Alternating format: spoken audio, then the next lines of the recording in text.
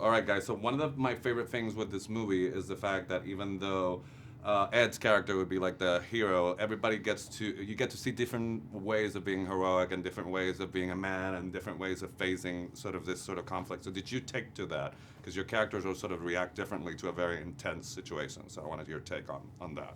Yeah, of course. I think that it's one person didn't win the war. It took hundreds of thousands of people, men and women, in so many different facets of winning these battles and winning these wars. So there's obviously coming with that, there's all different types of people that served.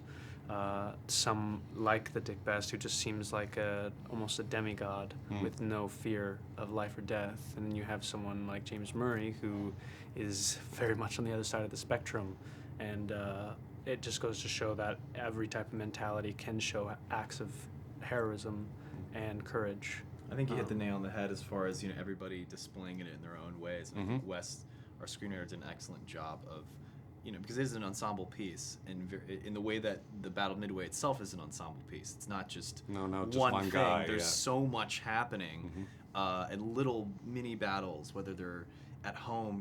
If Mandy's character, has to support with grace and strength and patience. I mean, that is heroism and courage in its own right. A guy like, my character, Lieutenant Commander Eugene Lindsay, who's kind of doing things a little bit more by the book. I mean, that is his sort of stalwart attention to how to do things a certain way is also courageous. And making sure that, things have order.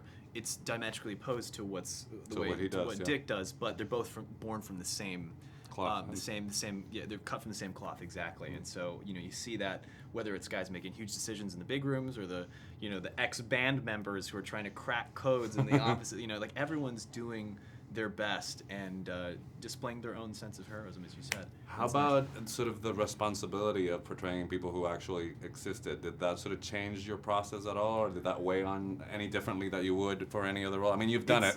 You've done it with Versace, obviously, but I feel that with the frame of World War II and the heroism, that might be something of a pressure cooker for you guys. It's a double-edged sword, because on the one hand you go, oh, this is great to be able to glean some real life information from people, but then you're like, oh God, I hope I don't screw this up.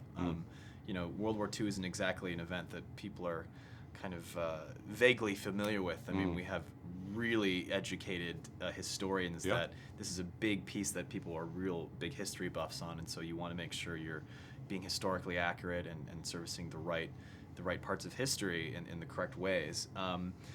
For me, there were some personal ties. He went to the University of Michigan at one point where I went, so I was excited to bring, give that a shot over there, even though that has nothing to do with what you see in the film. It's something that I discovered in my research. It's exciting to be able to hear about these tales of people and just being able to bring it to a wider audience. So whatever pressure you have of making sure that it's correct is sort of subsided by the idea of thank God that these tales can be told to a world audience and not just the descendants of those folks and people who are history buffs. So if you had to describe your director in one word, how is Roland? How would you describe him as a director?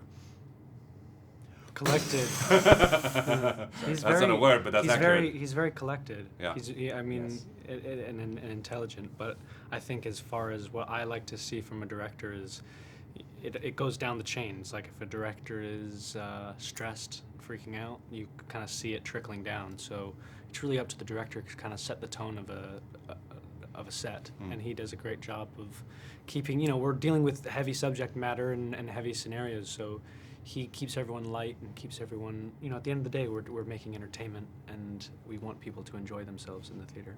All right, so my time's up. Pleasure talking to you. Yeah. And as a Gleek, I didn't turn into Chris Farley while talking to you, but it's a pleasure to talk to you. Hey, cool. Right.